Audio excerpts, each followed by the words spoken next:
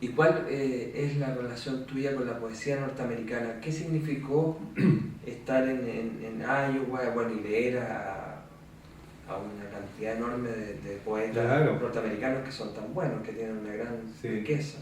Bueno, significó mucho porque imagínate que a esa altura yo ya mi inglés había mejorado muchísimo, ya podía leer directamente los poemas en el idioma original y ya no necesitaba las traducciones. Entonces mi acercamiento fue completamente distinto al anterior, que era a través de traducciones. Ya era directamente.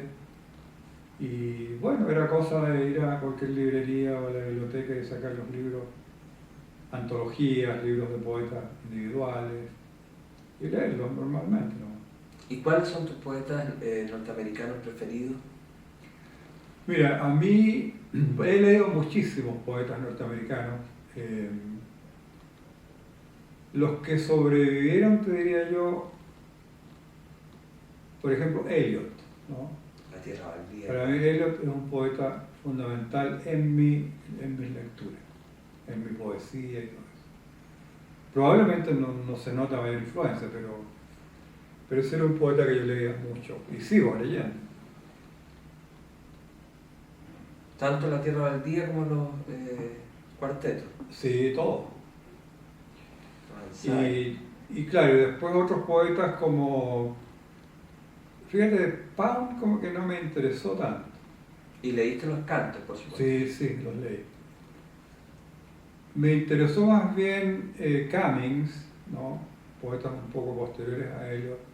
Cummings, Wallace Stevens también. Eh, pero yo diría que de los, claro, yo digo más jóvenes, pero ahora ya son viejos. Mark Strand también, ¿no? Sí, me gusta mucho. Claro.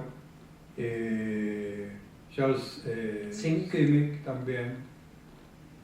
En fin, ese tipo de poetas. Pero fíjate que tampoco tengo un gran entusiasmo así por la poesía norteamericana globalmente, ¿ah?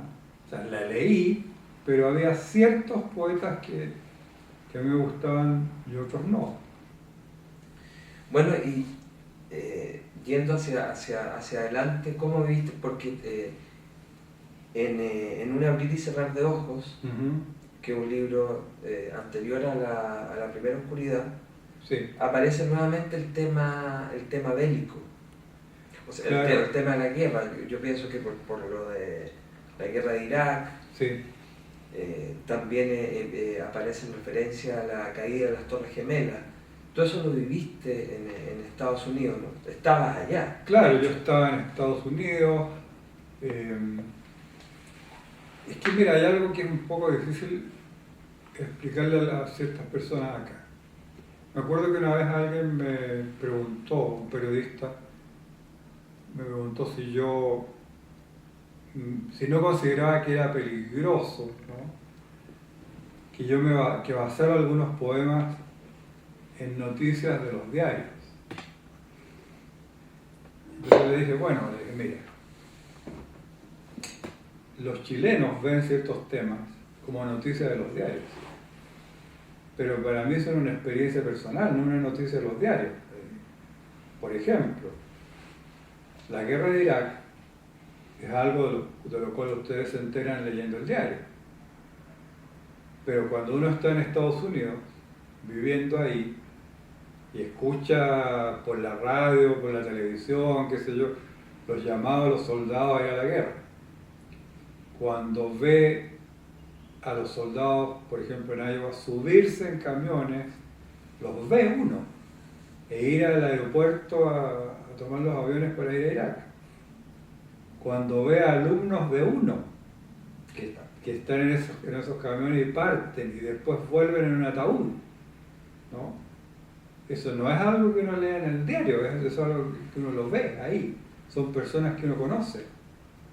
La secretaria del Departamento de Español estuvo un año en Irak, la secretaria. Yo no leí en el diario que la secretaria había ido a Irak, pero que la vi ahí, la veía todo el tiempo, ¿no? Entonces, no hay que olvidar que por muy chileno que yo sea, vivir 40 años en otro país no es una broma, ¿no es cierto? Por supuesto, y eso se refleja muy bien en la tumba del soldado. Claro, ahí en la tumba del soldado, eso fue lo que yo pensé justamente sobre esos jóvenes que yo veía subirse en los camiones y me daba una pena horrible porque pensaba, estos pobres chicos que han visto tantas películas, ¿no es cierto?, de guerra, ¿no? Y van aquí contentos y cantando, y que sea, a lo mejor hasta contentos de conocer otro país. Y van a volver aquí inválidos, ciegos, muertos, ¿no? Enloquecidos también. Enloquecidos, claro, claro. Porque se habla de los muertos, pero nadie menciona los miles de jóvenes que hay sin pierna, con un brazo menos, ciegos, locos, como dices tú. Nadie piensa en esa gente. Claro, es un libro que entra mucho la contingencia, en un abrir y cerrar de Exactamente, ojos, porque claro. están también los jinetes del Apocalipsis. Del Apocalipsis, Va, como del Pentágono. Del Pentágono. Mira, vamos a ver, Claro. ahí hay una... Sí, los jinetes del Pentágono. Los jinetes del Pentágono.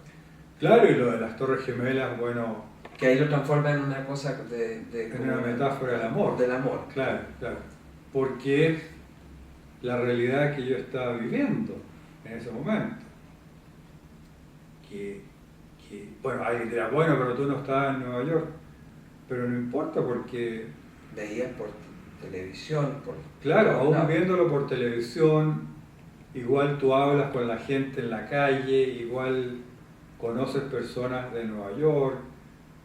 Claro, es como si tú, por poner un ejemplo trivial, los chilenos no estuvieron todos en Argentina para la Copa América, ¿no es cierto? No. Estuvieron los que fueron nomás. Pero eso no significa que los que nos quedamos acá no vibramos de una manera especial, ¿no? Manera que no tuvieron con respecto a la Copa América los norteamericanos. ¿Te fijas? Ellos lo leyeron en el diario. Pero aunque nosotros no hayamos estado físicamente, formamos parte. Bueno, con lo de las Torres Gemelas igual. Aunque fueran en Nueva York, es decir, en la calle, incluso tú salías a la calle y podías sentir un clima raro, una cosa como inseguridad, como de temor, como inseguridad, como no sé.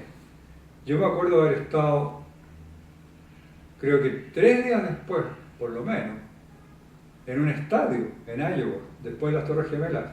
En ese estadio había, no sé, 60.000 personas. Y yo te digo que hay muchos que no fueron al estadio. Por temor. Por temor. Pero en los 60.000 que sí estaban, tú podías como sentir así una cosa de miedo, casi física. Gente quizás diciendo, ¿para qué vinimos? Aunque claro, era muy improbable que ahí pasara nada, pero igual. Que no estaban en Nueva York. Claro, entonces eso tú no es algo que leíste en el diario. Es algo que sentiste en la atmósfera, que está en el inconsciente colectivo de un país del cual no puedes prescindir, claro, ni escindirte. Claro. De hecho, una cosa curiosa, porque incluso pasando algunos sucesos en Chile, evidentemente por muy chileno que uno sea, si está allá no los vive igual que los chilenos. Yo tengo un ejemplo muy bueno. En el terremoto anterior, ¿qué año fue el terremoto anterior?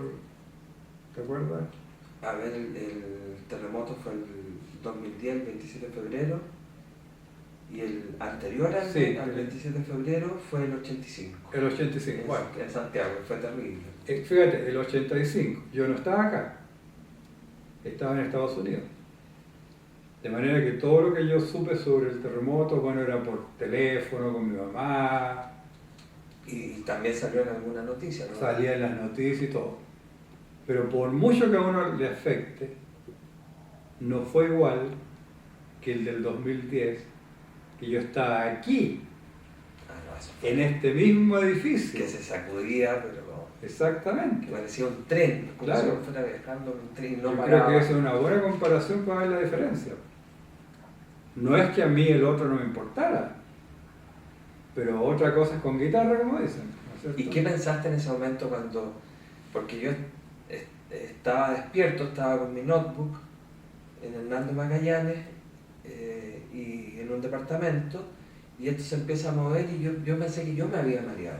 Ya. Entonces yo dije, no, ¿cómo voy a estar con esta que llaman ataques de pánico? No puede ser. Claro. Y esto se siguió moviendo y después Krupskaya empezó a gritar desde la pieza, Pancho, qué sé yo, y empieza y no paraba. Claro. Y yo en un momento dije, bueno, hasta aquí nomás llegamos, no voy a tratar de tranquilizar a la Cookie, Claro. pero este edificio se va a venir abajo, yo voy a morir aplastado, bueno, no sé. Claro. ¿Cómo lo viviste tú acá? ¿Pensaste? Bueno, terrible, porque yo estaba en ese tiempo en el piso 15 de este mismo edificio. Por esa misma razón me bajé al séptimo. Y fue terrible porque yo estaba durmiendo, desperté, me bajé de la cama, como de ahí, ¿no es cierto? Claro. Caminé porque son iguales, caminé hacia el... Cuando venía caminando pensé, hasta aquí nomás va a llegar este temblor, ahí va a terminar.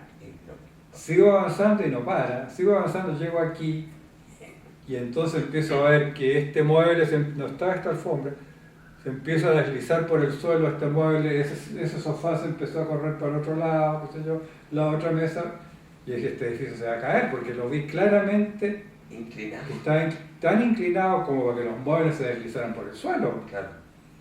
Y dije, no, yo aquí no voy a morir aplastado, tengo que salir.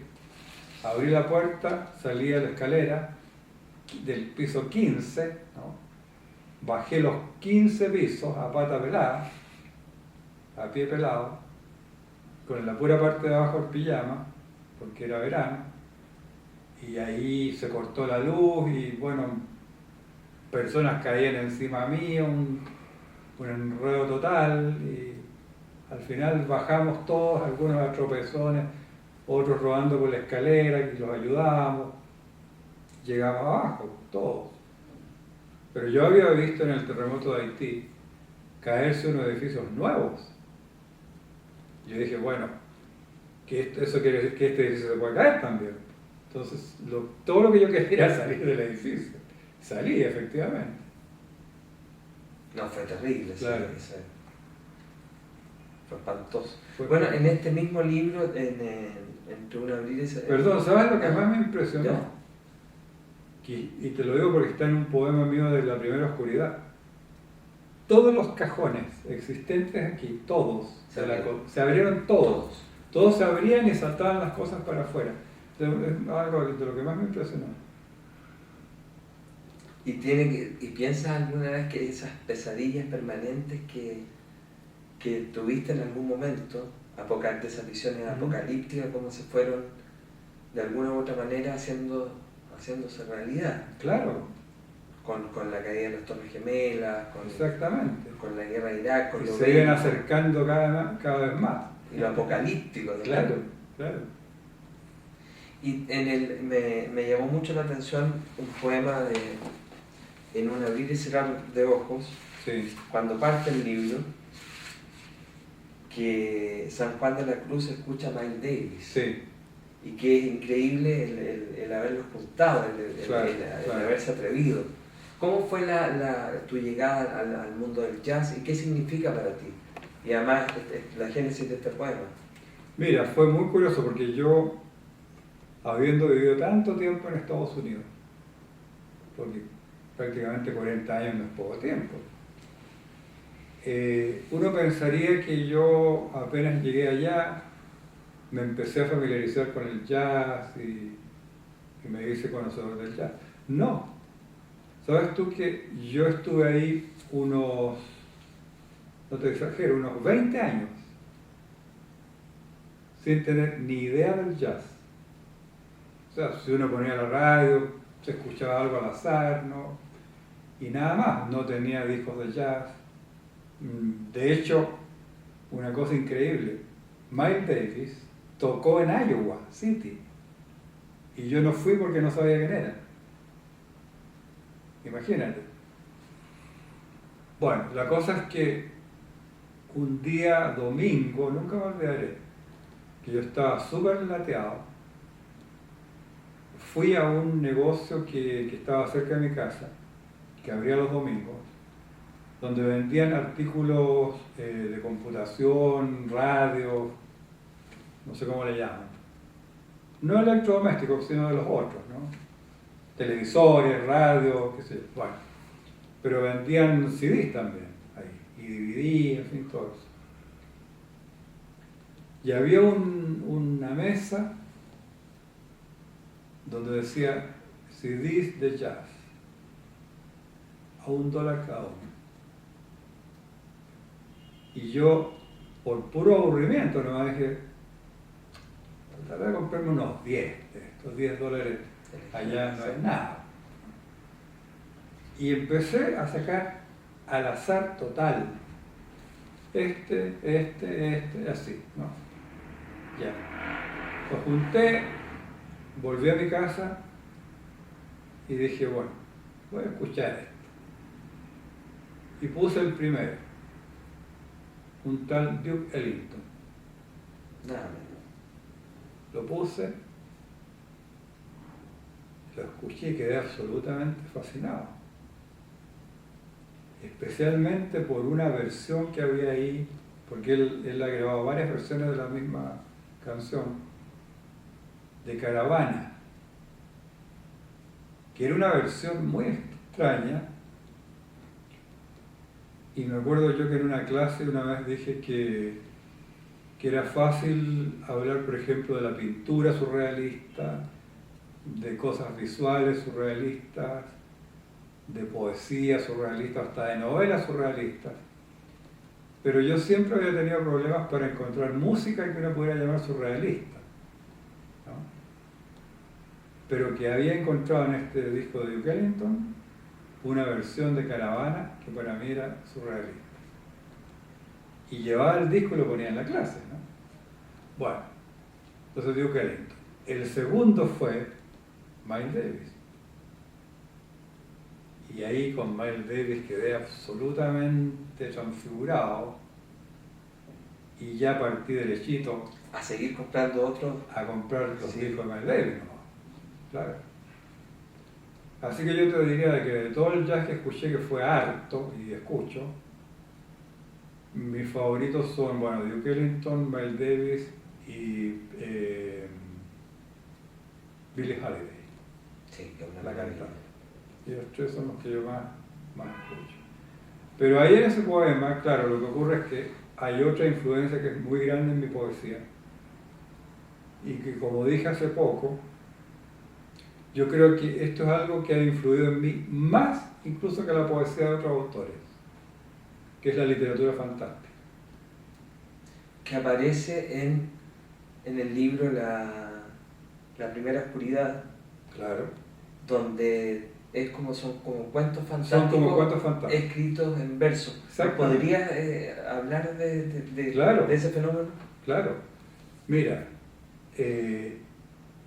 yo era un gran lector de narrativa fantástica. Bueno, soy, ¿no? Y a Antologa ha hecho. Claro. Y entonces estuve por años fotocopiando cuentos fantásticos. Yo estaba leyendo un libro de cuentos cualquiera y es casi como que cualquier autor, incluso realista, de repente sale con su cuentecito fantástico entre medio, ¿no? Entonces yo fotocopiaba el cuento fantástico. Después leía otro libro por ahí, me encontraba 2 cuentos fantásticos. Una antología del cuento nomás, ¿no? 2, 3, 4. Y los fui juntando, todas esas fotocopias, las fui tirando en una caja de cartón, me acuerdo, así grande. Los tiraba. Y cuando me contrataron en la Universidad de Iowa, me pidieron que diera un curso de narrativa. Y yo dije, bueno, ¿qué cosa de narrativa? Lo que quieras, libertad total.